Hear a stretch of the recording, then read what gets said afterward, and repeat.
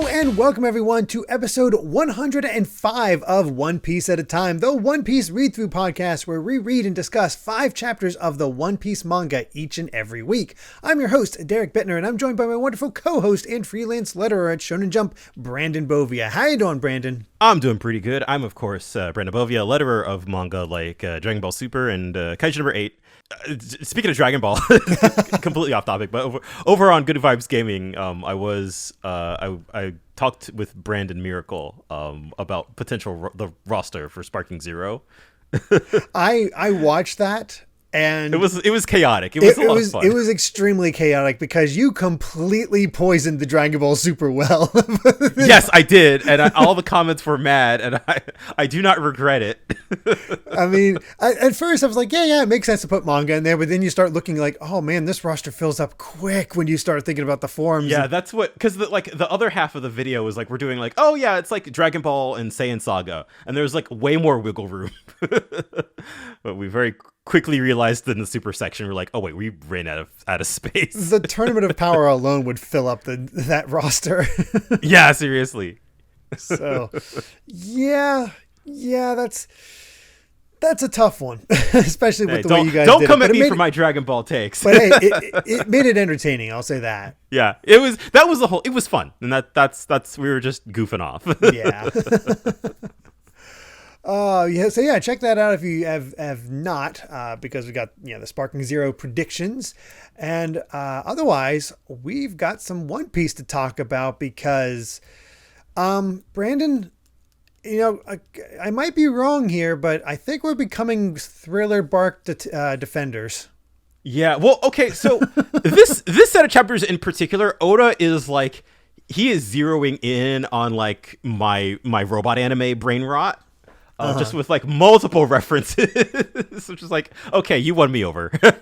Yeah, there's some things he does here that are a lot of fun, and it's like, does he fumble this in the end somehow? Like, am I missing something? Or what I suspect is that because I read it chapter to chapter, and it was my first arc after reading chapter to chapter, after the insanity that was Enos Lobby, it felt like too much of a come down. I was like, it's not hooking me as much. Yeah, and I think that sort of speaks to the brilliance of this format, and really just kind of like I think what gets at like the maybe kind of the ethos or the grander plan, or in terms of One Piece, where it really is just like, you take your time with it. You appreciate it for the little moments, and I think when you're not just trying to like speed through it just to get to the next really cool thing, and you can appreciate everything for what it is in the moment. Yeah, I've definitely felt that here, because really the only complaints we've had is the overt perversion. That's really it. Like the pacing, the structure, the action, the comedy. Other than that, it's fantastic. Yeah, the last thing for me really is seeing how it all wraps up. I remember it feeling like it took too long, but I think reading it in 5 chapter chunks, it's hard to feel like, with how little of the arc that we have left, it's hard to feel like it'll drag. Yeah, I do think the major thing you could argue is that they fight Oars too long, but I also wonder if that's also like Oda finds a way to make that not be as big of a deal, and we'll get into that. And well, as it is right now, the Oars fight is incredibly fun. It's one of my new favorites so far. Nice. Well, let's get into it with chapter 471, My Friend. And this is a cool 2-page spread. Just all of them underwater, riding fish. I love that Zoro's drinking underwater. It's taking a swig. Yeah. There's something serene about it. And this is another one I'd really want to see in color. Yeah, absolutely.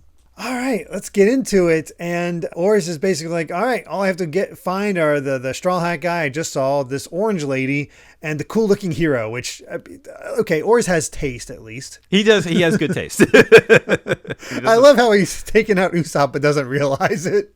Yeah. Yeah, that's a good point, actually. I didn't think about that. So he's like, all right, where'd they go? And Instead, we move over to Perona, who has finally woken up thanks to her zombies, and she's still freaking out about not the hammer, not the roaches, and they're like, "What happened? Are you hallucinating? What's going on here?" Yeah, I love that she kind of has to get caught up on things a little bit, where her zombies are all the zombie generals were annihilated by Oars. And this is unique too, because usually when you take out an enemy with One Piece, they're done. They're done. You don't see them anymore. But she actually wakes up because, well, all she did was just go into shock because of fright. So yeah, exactly. And that was, for all intents and purposes, that was Usopp winning the fight. Yeah, but I do think it is interesting. I feel like we haven't really seen this in terms of kind of the arc villains of she's back up, and I love it again. Like, first thing she sees when she wakes up is just Oars' fist just and punching through the building. I love all the expressions she gets to have. Oda definitely takes the opportunity to go way more over the top with Perona. Yeah, God, no, I'm just reminding me why she's one of my favorites. Yeah, she's extremely not progressive, but emotive. Yeah, and the fact that, again, because like, you very clearly see, like, oh, Oars is running around like, I gotta get out of Dodge. I have no loyalty. I'm gonna get out. Take the treasure, take the ship. We're out. Yeah, we're done. And then we get to the wedding hall where Nami finally wakes up to the most horrifying sight, where it's friggin' Absalom trying to kiss her. Yeah. Oh, I do want to point out one quick thing before we fully transition to the next scene of one of the zombies mentioning that Hogback was crushed by Oars. Yes. We were like, wait, is he dead? Is he alive? Okay, it seems like he's toast. He's dead. At least seems to be dead right now. So, but who knows with One Piece? We thought Pell was dead. That's true. I will interpret that as dead until proven not dead. Yeah. Until we see a body or a confirmation. But yeah, poor Nami has to wake up and dodge all of Absalom's kisses. Yeah, I was about to be really mad and really uncomfortable, and then thank God for MVP Lola. Yeah, just she freaking two sword style coming out from under, like, from the ground. Mm-hmm. Splitting the two of them up. How dare you, Namizo, you backstabber. You thought you could get the jump on me? It's like, I was unconscious. I don't even know what's going on. Why am I in just such a beautiful dress? He's like, oh, it's beautiful. Man, Lola makes everything better. She really does. I love, like, because this whole sequence is just, you think that, like, oh yeah, she's pissed, and she's here to fight Namizo and Absalom, but then, like, Nami kind of quickly realizes, like, that she's missing on purpose. When she takes swings at her. Yeah, I also like the explanation. It's like, no, she's a man. She's really a man. He like thinks back. He's like, I don't think so. Yeah. Oh yeah. Absalom's like, but I saw her naked. Yeah. That is like that made me laugh. One good joke to come out of that. Yeah. I appreciate that. Sort of the confusion of it all. Even Nami is sort of like, oh yeah, I did say that. And then we get the confirmation that I came to help you, my friend. And then, hey, now that you understand all that, your bride's right here. Let's kiss. And turns it around on him. And yeah, poor Lola gets blasted by the bazooka. Yeah. Friggin' Absalom taking her down, which I love this. Nami sees this, stops dead in her tracks, and just gets the most serious look on her face while she charges. That face when she's thinking about Lola saying, I came here to help you, my friend. And just, oh man. She's got her, thunder charge ready. It's like, ooh, that's a good look. And this, honestly, Lola kind of reminds me of Bon Clay. Yes, yeah. Even among antagonists and villains, like they still have, and of course, it's not really like a villain, but the sort of like people who have like morals, I guess, it's standards. Like, hey, you're my friend. I came here to help you, and like that's, I feel like a running theme. It really kind of doesn't matter who you are.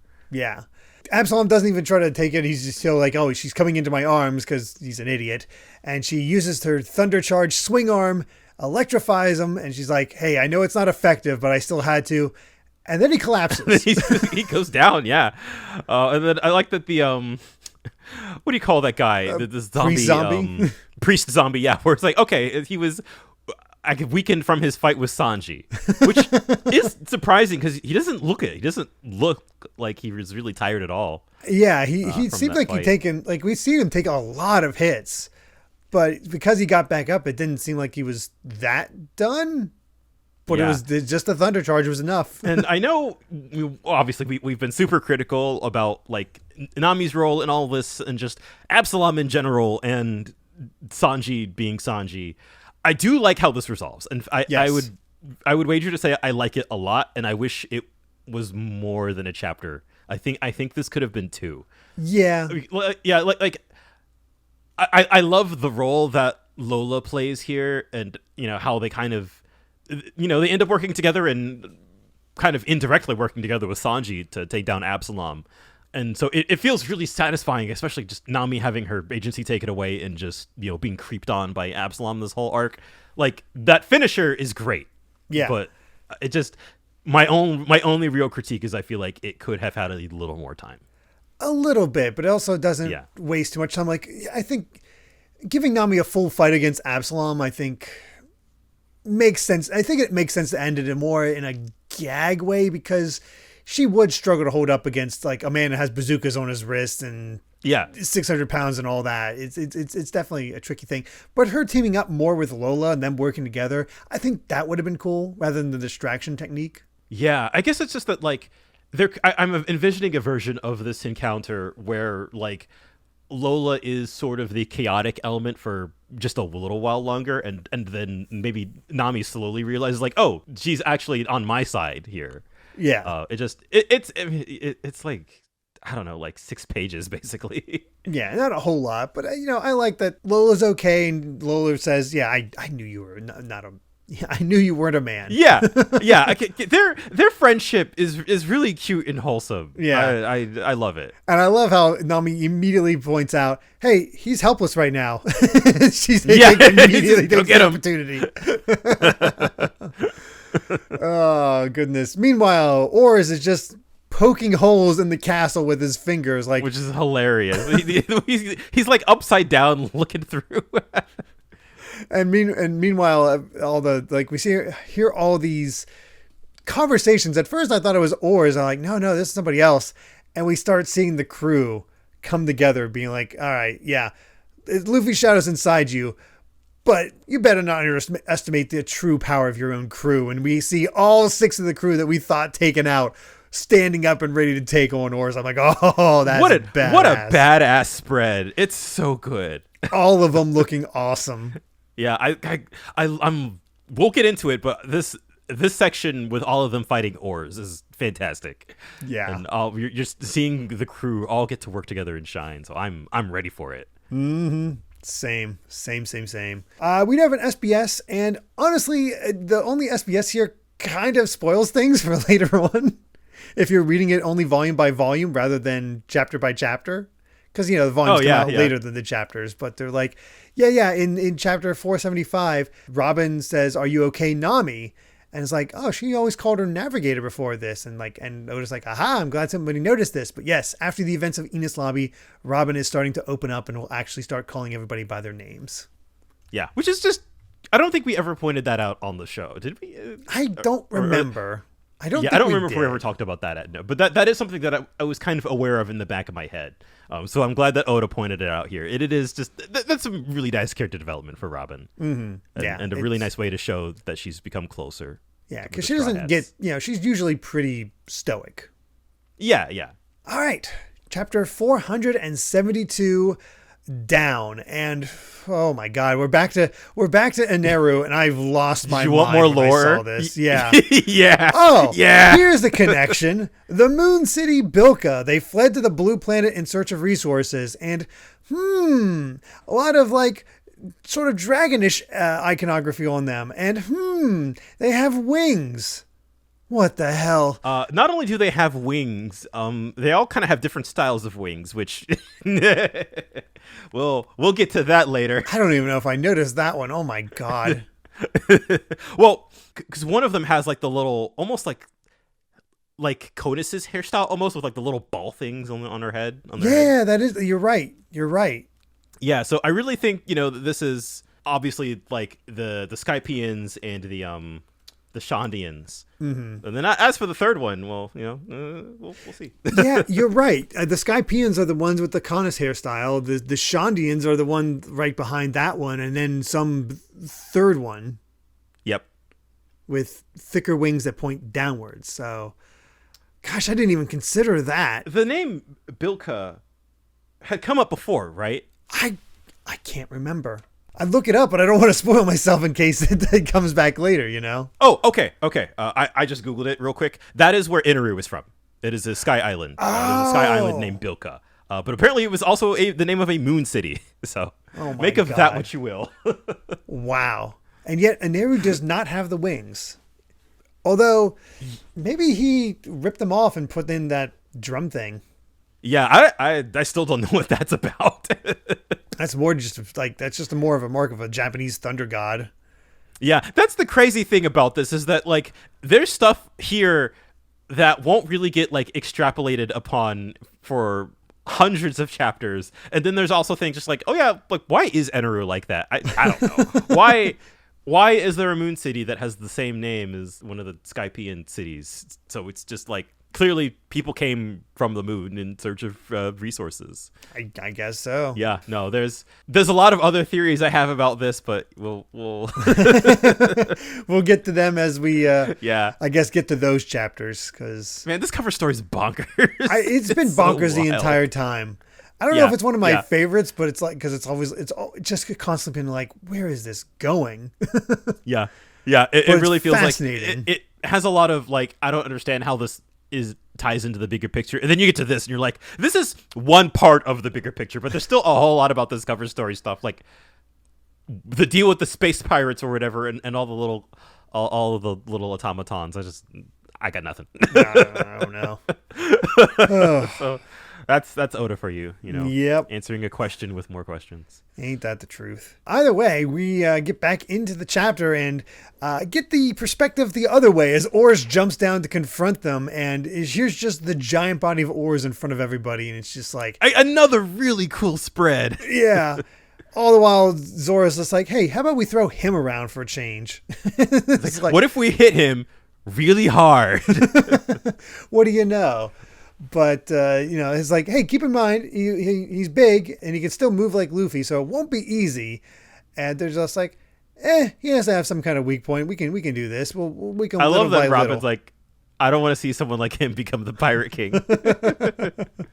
And I love Usopp is just like, I am so scared right now. Yeah, everybody's kind of in it. They're all in the moment, like, oh, there's got to be some way we can take him down. Like, we gotta be careful. And then there's Usopp. I'm so scared. and then they're immediately thrown off as like, all right, the Gum butt stomp. It's like, Luffy doesn't do that. Like, yeah. I love that we've slowly gone from him trying to do Luffy's attacks to him making up new attacks. But still sticking with Gum. Yeah, exactly. So there's... But there's only one way to combat this, as Frankie realizes. You have to combine our powers, so we're going with Tactics 15. Zoro, Sanji, stand by, and he jumps on top of them. He just like puts his feet right there, and then Chopper climbs on top of his head, and I can't even talk. Usopp becomes one of his arms and just makes sort of like a hook. And he's like, all right, giant robot warrior, big emperor. And Chopper... They've made the Megazord. Made the Megazord. And Chopper's like, wait, the left arm hasn't docked yet. Robin, get over here and be the left arm. Just copy me. And then she just says, I find it embarrassing as a human being. It's just the stark expression. What I love about this in particular, this is one of my favorite gags in this arc. I forgot it was coming, but having now like reread, the whole arc up to this point, there is so much that Robin is really willing to roll with. Like she is like just kind of, oh, that's cute. This will be fun. She is just down for whatever, and then she sees them do this, and this is what gets her to say, absolutely not. I didn't even think about that, but you're right. Yeah. Which is like, yeah, that'd be fun. She's kind of we go with Luffy shenanigans, but this... Yeah, exactly. No. Yeah. We have learned that Robin has a limit. And I think that the prospect of that is what broke me. And I love that Oars is like, oh, you're not going to do it? Hey, Doc. Yeah. He just smacks them all away. Yeah. I love that, like Zoro kind of comes to his own senses where he's like, that was embarrassing. Like, I'll just forget about it. I like that him and Sanji didn't understand what they were actually in for. It's just the other three that came up with it. Yeah, exactly. And he's like, and just Frankie calls out, "If only you were with us, Robin. We could have become the robot warrior, big emperor, betrayed by one of our own. Luffy would have done it." Then this brilliant out of context line: "Don't you ever ask me to dock with me again." And God, it's just that deadpan humor.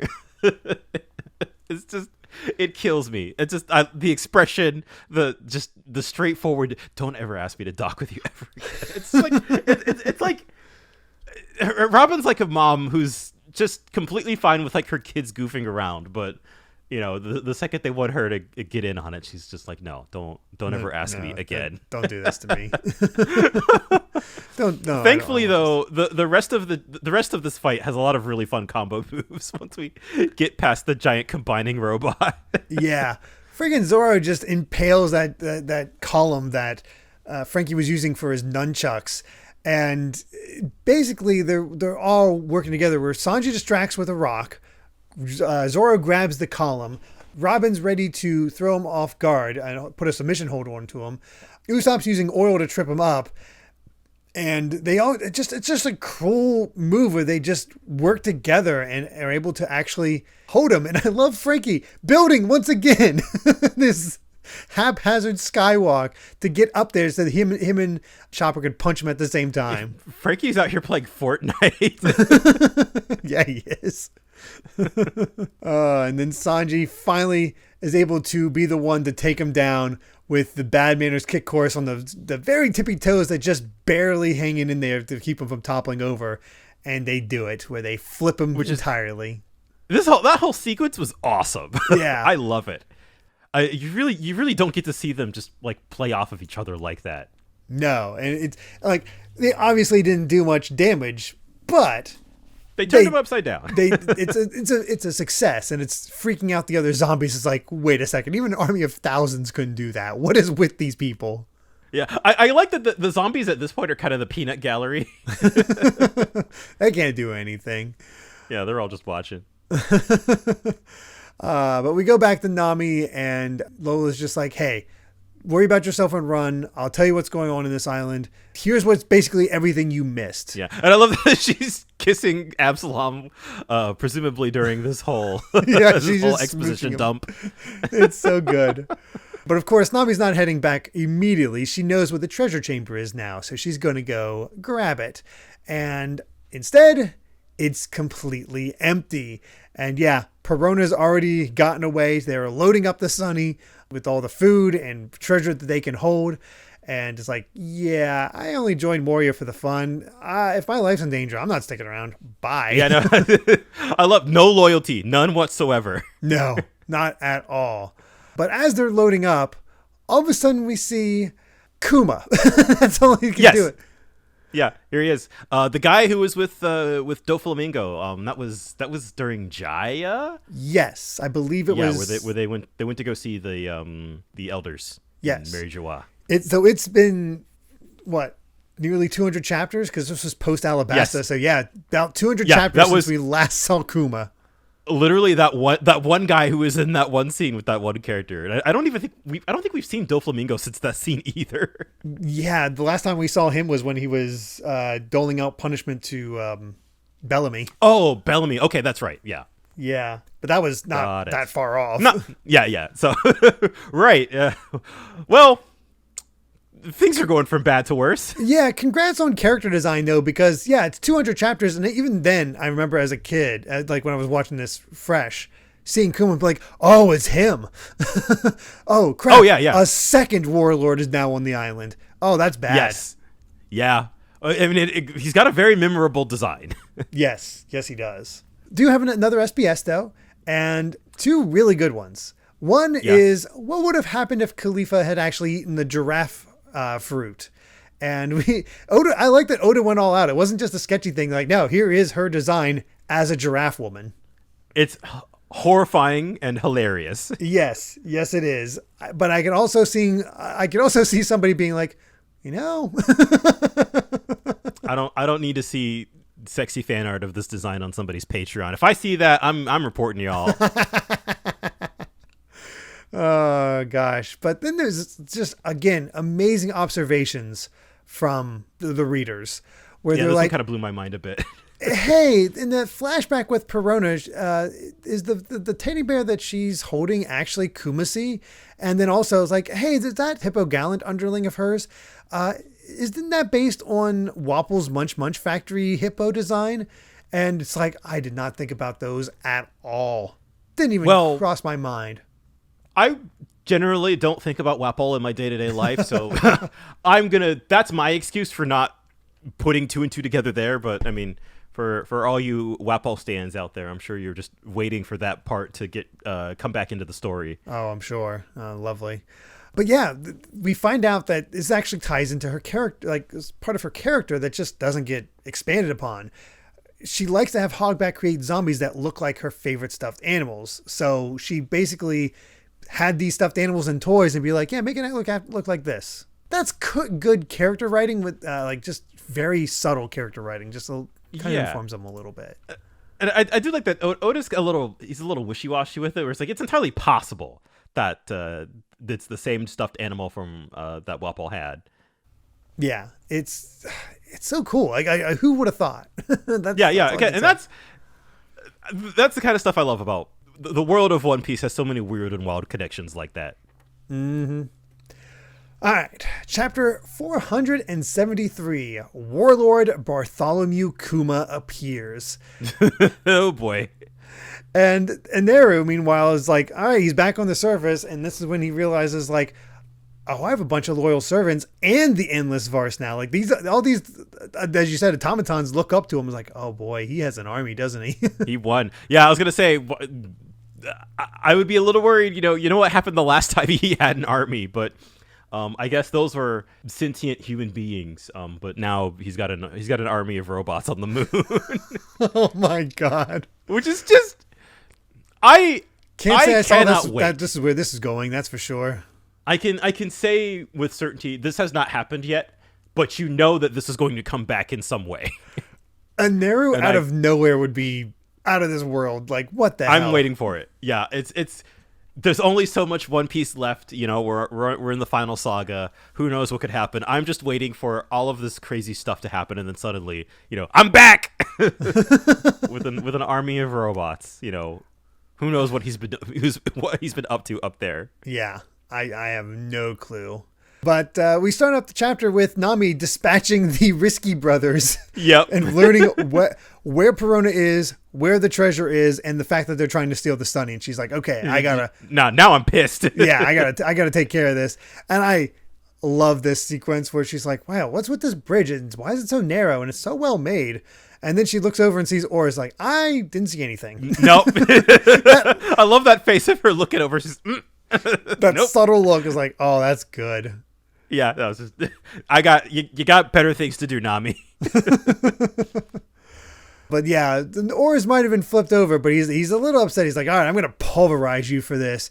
And he tries to get up, and he realizes, oh, I'm stuck. My horns went straight into the ground. And again, good looks. I mean, I love all of those shots of the crew. Just covered in shadow. They're all ready to go. Freaking Zoro's licking his blade. Yep. And just that no-eyed look from Robin is so horrifying. It's amazing. Yeah. Oh, I that's the thing. These chapters are so freaking funny. It's like we were talking about how the humor early on was kind of very hit or miss. I feel like most of the humor here is just hit. It hits. It's great. I was dying reading this set of chapters. It's hilarious.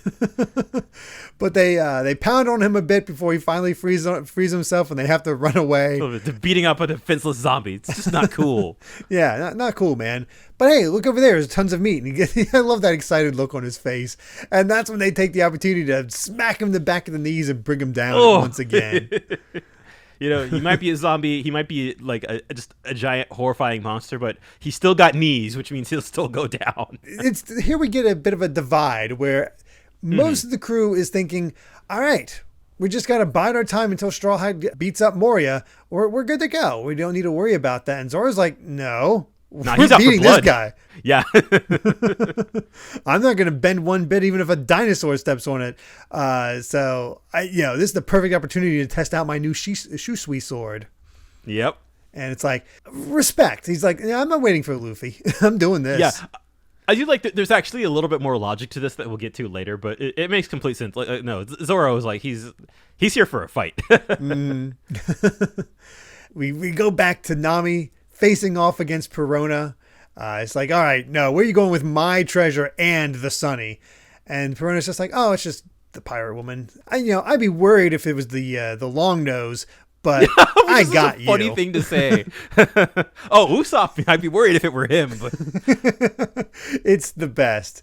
But it looks like she's getting ready to fight Nami when all of a sudden Nami's like, who's that? And and Perona looks behind and is like, wait, who are you? What are you all about? Kuma's massive. I feel like we need to maybe start huge. with that. Yeah. I forgot how huge he is. Yeah. Like, my God. Perona goes up to his knees. I mean, Kuma's he's more body than leg, but still. Yeah. There's a later shot in this set where I like how Moria and Kuma are kind of the opposite. Yeah. But yeah, she immediately recognized him. Oh, he's one of the other warlords. The atrocities he committed as a pirate are beyond the pale. And they're like, yeah. Well, oh no. I love this little bit of foreshadowing here where the zombies are just like, we don't know. You're like, some of our brothers were erased without a trace. There's something not normal about him. Yeah. And he's just asking, hey, you work for Moria? No, I got nothing to do with Moria anymore. I was about to leave. Like, nope. Yeah. And they're just like, oh, if you were to go on a vacation, where would you go? And he's like, oh, he's making chit chat. What the heck? Yeah. It's like, oh. And she's just like, oh, if I could, I'd go to a dark, damp, ancient, and haunted castle where I can sing songs of curses. And she's like, hey, no, she answered legitimately. Yeah. I was like, oh wait, I shouldn't be doing this. Like, I can beat anyone. I can take you. We'll get your shadow for Moria as a parting gift. So she uses her negative ghost and the special hollow in order to take him out, and she's gone. Just a little poof sound effect. Yeah. Like, yeah. It's not even a thing. It's just glove off, poof, nothing. Like, it is like, snap. Yeah, and she's just gone. And as far as I know, like that's it. Yeah, she's bye, Perona. Yeah. Okay. There we go. Just. I would guess that a hello future title story. Yeah, that's a good one. Yeah, because I don't think she's dead, because she specifically asked for a vacation. I remember specifically where she is. Oh, okay. Yeah. You don't get the sense. I don't get the sense she's dead. Just like, what the hell did he just do? Yeah, and well, then to go from that to seeing Perona just Thanos snapped, and then he turns to Nami and he's just like, "Oh, you must be a member of the Straw Hats." It's like, and then he's immediately next to her. Yeah. What is this guy? And what's weird is that all he asks is like, is it true that Monkey D. Luffy has an older brother? And Nami's like, yeah, you're Ace, right? It's like, oh, so it's true. And he's just like, what do you want? And he's like, what I want is none of your concern. And yeah, then he's which is gone. Oh boy. Yeah. Terrifying. Yeah. Like straight up terrifying. I gotta say, I was not threatened by Moria that much. Kuma, I am terrified of. Because it's just like, he's just a man of like such few words, but he's just also just like a towering giant and can just make you disappear. Yeah. It's right. just kind of the perfect kind of proper introduction to this character. Mm-hmm. We saw him 200 chapters ago, and now he's back. Now, we've got two warlords on the scene, and it's just like, well, here's the worst thing that could have possibly happened. Yeah, just this giant man carrying a Bible. Yeah. But we end off with Luffy finally catching Moria's shadow, I mean. Yeah, and of course, and I like that. We got that nice little reminder that dawn's coming, and there's we got a little bit of a ticking time bomb in the situation, which I feel like we haven't acknowledged in a while. No, we have not. It's time. Time is certainly running out. Well, let's go ahead and get our SBS as well, because it's still going on, and a little bit of question about the man who smacked Buggy and Shanks for fighting, because they're on Gold Roger's ship, so he's not. This isn't actually an older Roger, is it? And I'm like, oh, no. This is the first mate. And in fact, at the time, I already decided that they were part of Roger's crew. So I made sure to let the anime staff members make sure they didn't call him captain. That's awesome. Like, just to show, because that was like, what, volume 2, volume 3? Yeah, volume 3. And so I'm trying to remember, when did we get that reveal? That Shanks was on Roger's ship, because I kind of was it only at the meeting with Whitebeard? I think so. Yeah. Okay. I think it wasn't until Shanks actually met Whitebeard, which wasn't that long ago. Yeah. So like 50 chapters ago. No, good job on this person then for extrapolating that of like, oh, here's this because I feel like I don't remember, because God, that would have been very, very early on in this podcast. If I had mentioned or not that there was something about that flashback. I think we did. Okay. I feel like we did. Yeah, because it is sort of like, oh no, like that's Gold Roger's ship, and that's his first mate. And then I like that the other question was, okay, what's up with Oars? Is he a giant, or is he a warrior of Elbaf? What's going on here? And it actually confirmed what I thought. Mm-hmm. Oars is a giant, but he's also like an especially tall person. But he's also not a warrior of Elbaf. So yeah, he's just really tall for a giant, the same way Kuma is really tall for a human. Yeah. I love that that's the explanation, and I guessed it. Yeah, and that not all giants are from Elbaf. Yeah. So that's interesting. That's pretty cool. Yeah. I was not 100% sure. I think I, at least in my head, I think I questioned that. I was like, wait, what is Oars? Yeah. So good to have confirmation on that he is a giant. He's just a really huge one. Yep. All right, chapter 474, We Have to Do It. And yeah, you were right last time. We were near the end of Aneru's story. Full power, the Aneru army stands tall, and he has a lot of automatons and an entire electric-powered city. This is so funny. I love this. I don't know if I loved all of this cover story, but I love how this resolves. And obviously that one random bit of lore is just like, wait, what? Yeah, it's probably the weirdest cover story we've had to date. It is literally out there. Yeah, you don't know where it's going. I couldn't have predicted Aneru getting an automaton army after defeating space pirates part of this whole story. I wouldn't call it my favorite, but like I said, it is fascinating. Yeah, it is. There's so much. Again, even now here in 2024, there are aspects about this that are like, we don't know how this will play into the main story yet, which is, I love that. That's so wild. And who knows? I mean, it could be a thing where Aneru's just training. But the thing is, I don't think no matter what he does, I don't think he could ever beat Luffy. Yeah, no, he can't. He's just naturally, like, he'd have to really get just his physical strength up. And I don't know if that's possible. I forget if this was an SBS we had covered. God, my memory sucks when it comes to One Piece. If this was something that Oda had already addressed, or if I'm about to spoil a future SBS, but I think he said that Inaru's bounty would actually be really high. I think he mentioned that it would be like 500 million or something like that. Just massive. Yeah. It would be like, because we did see stupidly that one. High. Yeah, because it is just, his devil fruit is just that strong. Yeah. Like, he has a higher bounty than Moria. But yeah, again, Luffy's his natural enemy, so that's how Luffy's not much you can do about that. Nope, not really. We begin with Luffy being abandoned by Moria's shadows. Like, well, he's lost in the woods, and Luffy's in trouble, basically. Of course, yeah. Of course, there's a way. So he hasn't lost the fight. He just hasn't gotten a chance to do the fight. Speaking of Aneru, it's kind of like that. Yeah. And no, I feel like that's also very Luffy. Oh yeah, it's absolutely Luffy. And I like this whole sequence with Zoro as we go back to him, where he's like sort of figuring out Shusui. He's like, okay, compared to the Yubashiri, it's actually really much heavier. And with this weight, and he's actually able to deflect Oars' punch. Then use the 108-pound Phoenix. And he's like, oh wow, it's huge. Yeah, and it looks like Oars dodged it, but it basically put a hole in that whole building. A swirly hole too. That's what's awesome. Yeah. And it's like one of the slashes absorbed the other two to make it bigger. So it looks impressive, but it's too big and slow. That's proof I can't fully control it yet. So the power of the technique is stronger, but this sword will be a pain to master. And he's like, ooh, you gave me a great sword, Master Ryuma. I love that he's kind of figuring it out on the fly. I really like that. I like how he got this upgrade, but it's not like it's immediate like, oh yeah, I got this fully mastered. It's different and he has to adjust to it. Exactly. Yeah. And I think the idea of like Zoro kind of having to use a heavier, slower weapon, I think that does kind of clash with the style a little bit.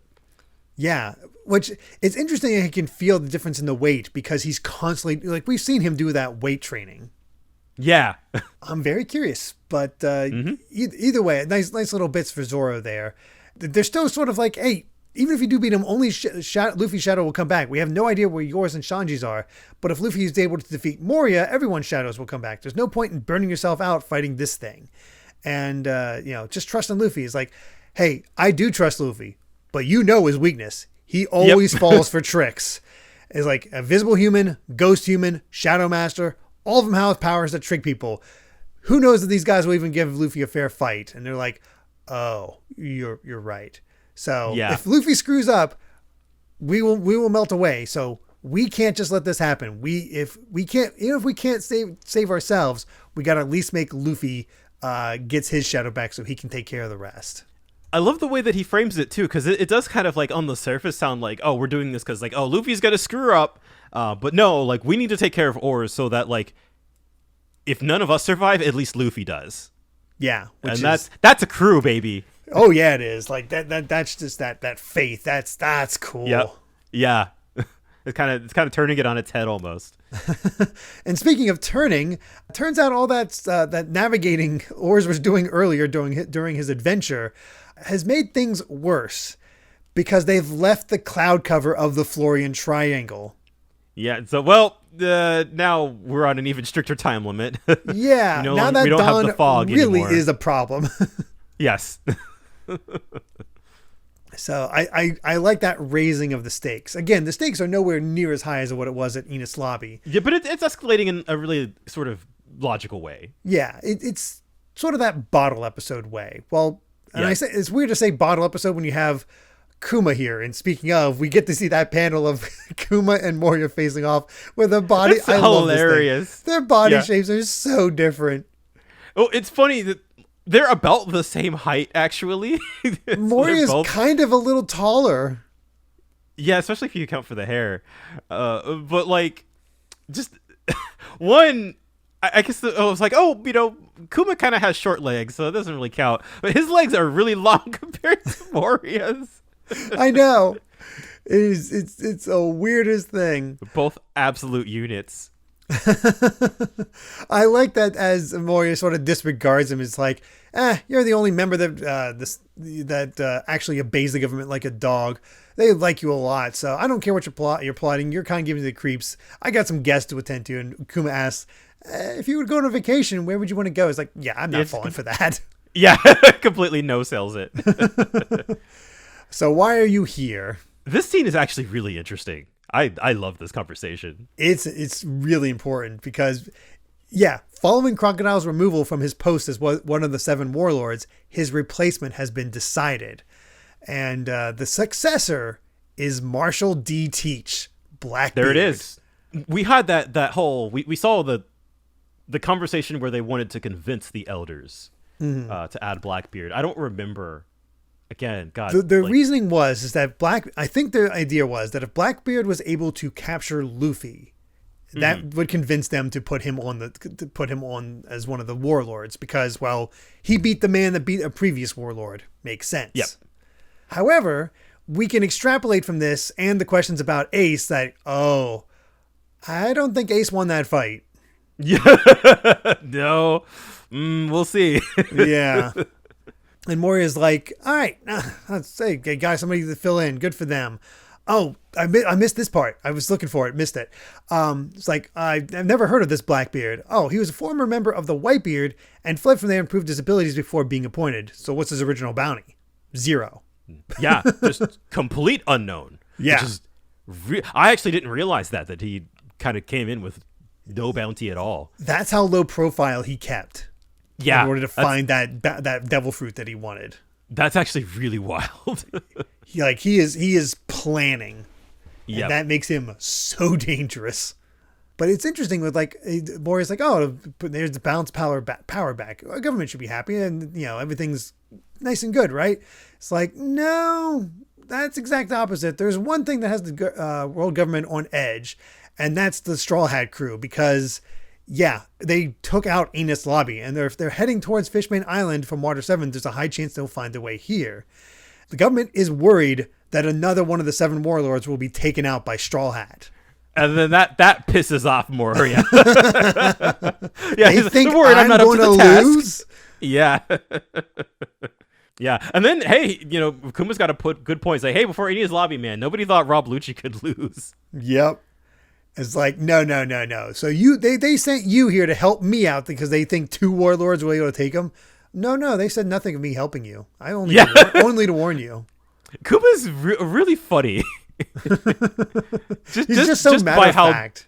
Yeah, just by how deadpan he is. He's just nobody said anything about helping you. Nope. And then this dynamic too. Just I love that Moria is like he takes it personally. Oh yeah, he feels threatened. He's like, no, I got the Straw Hats. He's a zombie slave of me. So don't underestimate me. And it's kind of lit a fire under him. Yeah. Meanwhile, they realize, oh no, the cloud cover is gone. That's not good. Actually, that's a really good point about lighting a fire under Moria, because he was this whole arc just like, nah, you do it, Mm-hmm. He was the master of delegation, and then now like, no, okay, yeah, my pride has been wounded. Instead, he's somehow able to immediately get inside Oars because there's a control panel there, or at least he's a Gundam. Yeah, he's a machine. Getting the robot Moria. just hanging out in the Oars' belly button, I guess. Yeah, like I said, Oda's just this is a mecha anime now. It's like, oh god, so Luffy was tricked, or no, he wouldn't lose.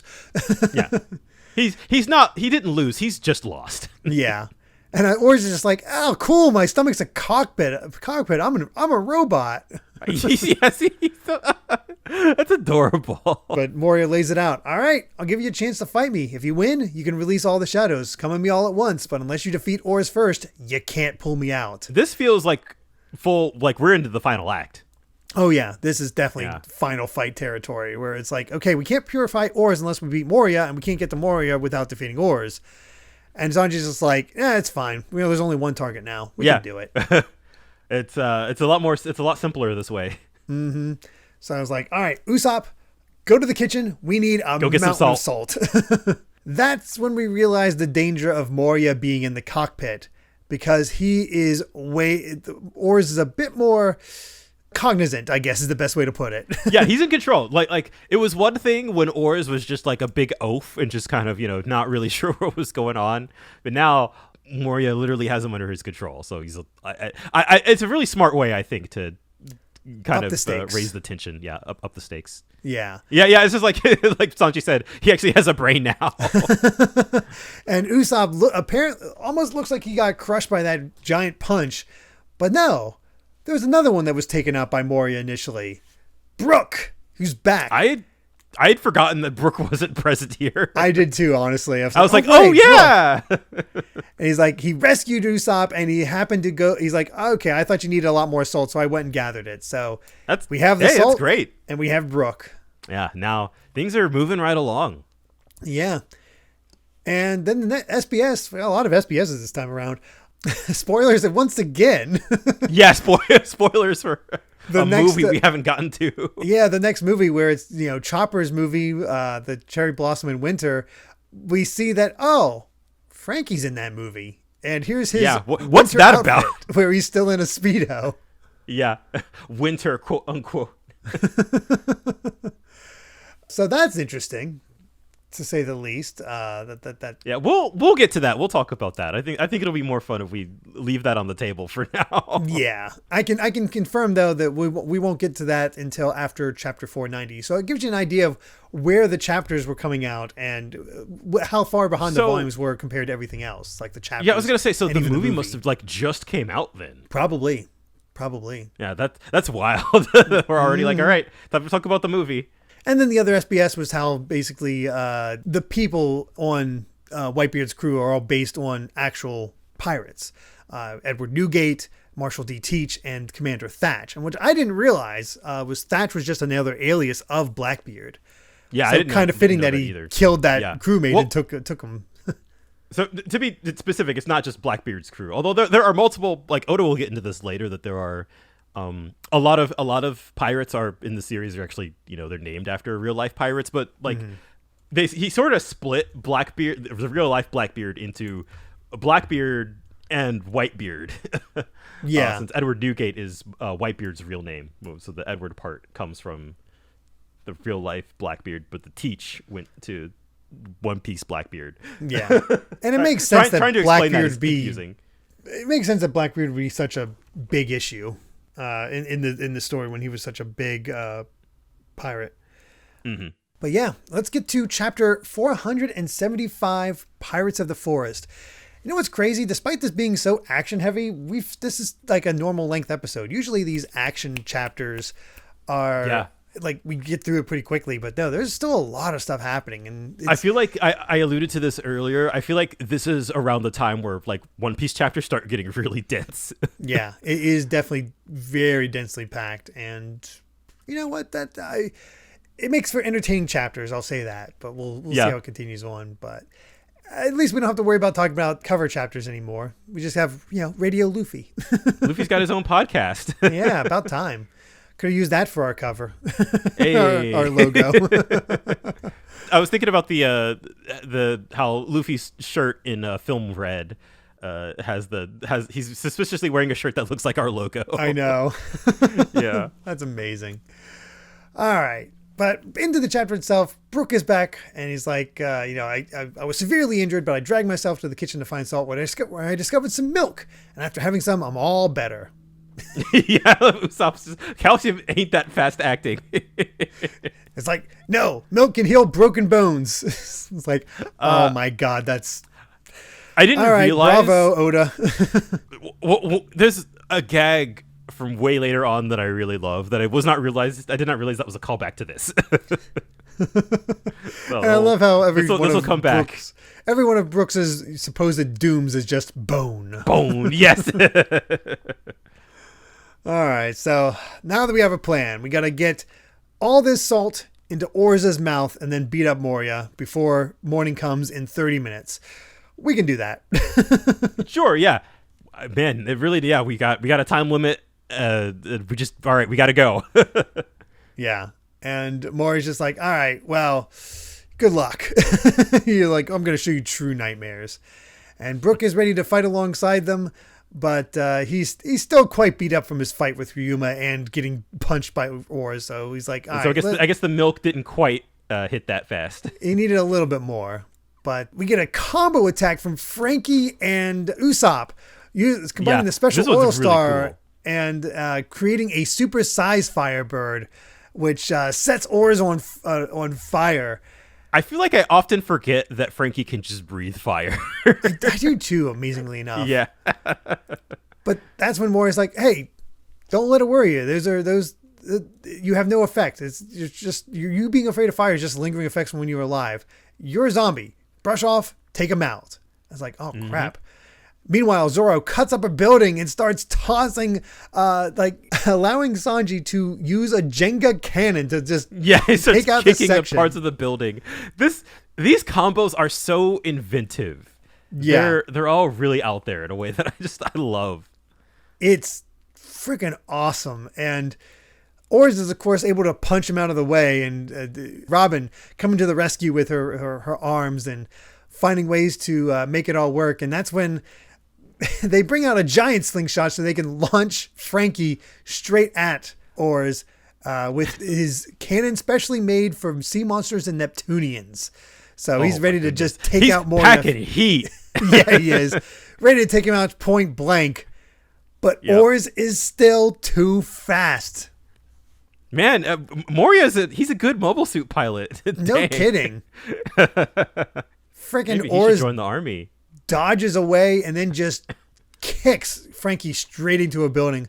Yeah, I kind of forgot how good. dangerous that Oars is, or he's huge and fast. Yep, it's a stark reminder.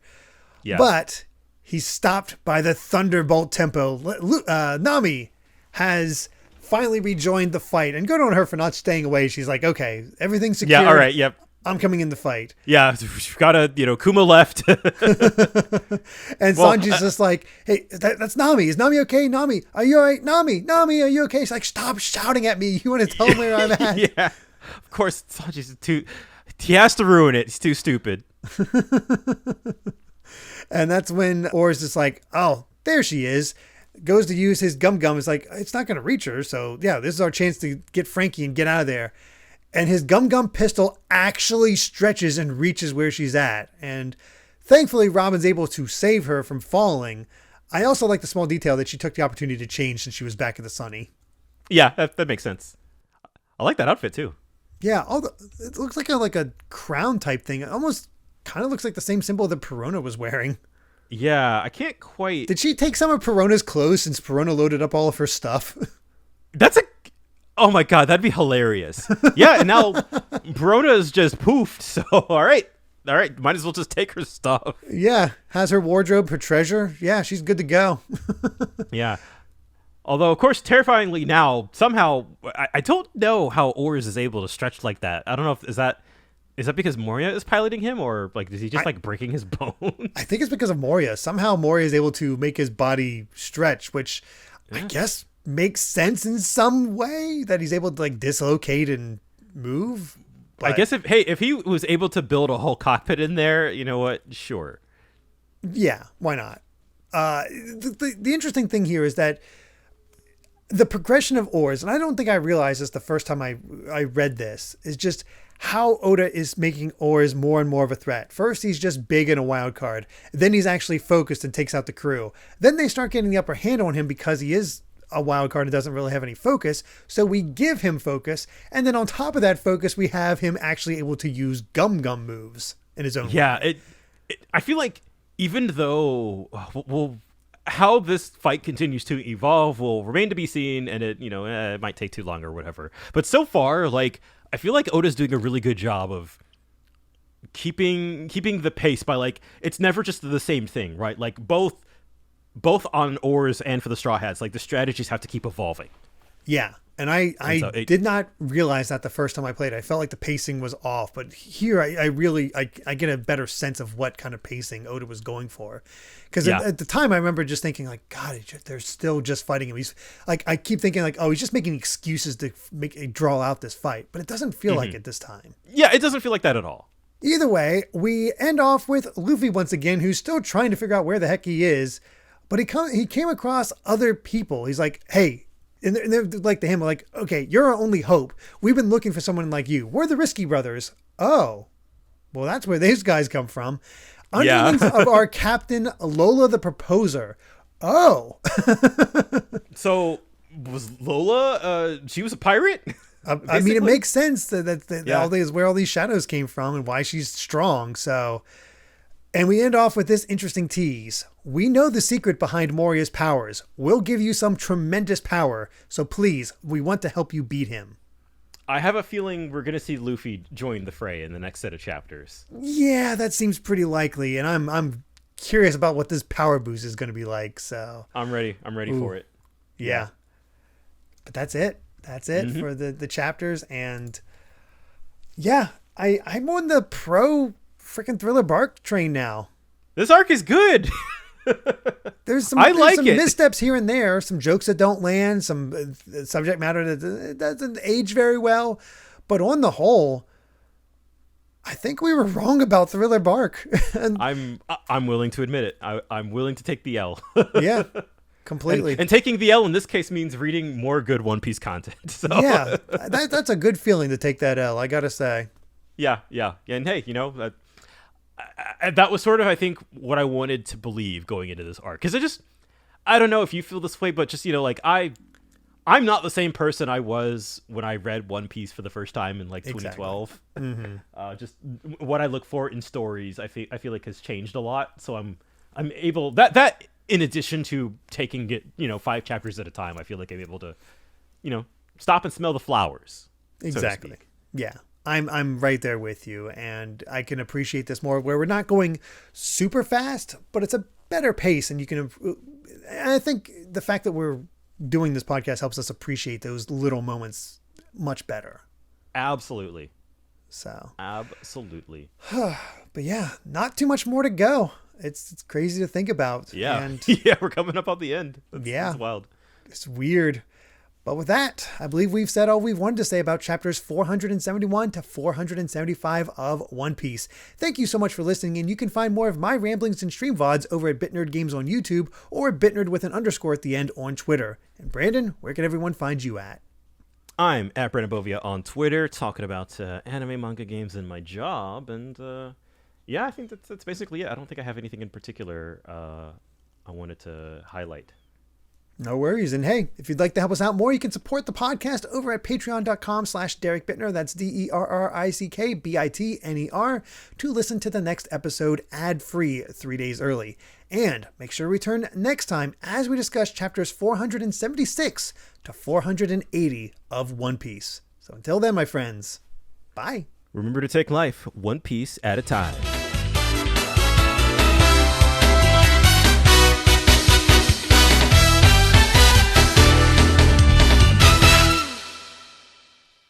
Why'd you bail on us, Robin? We could have formed the Robot Warrior Big Emperor! Betrayed by one of our own! Who'd have thought? Luffy never would have left us hanging like that, you know! Don't ever ask me to dock with you again. I'm serious.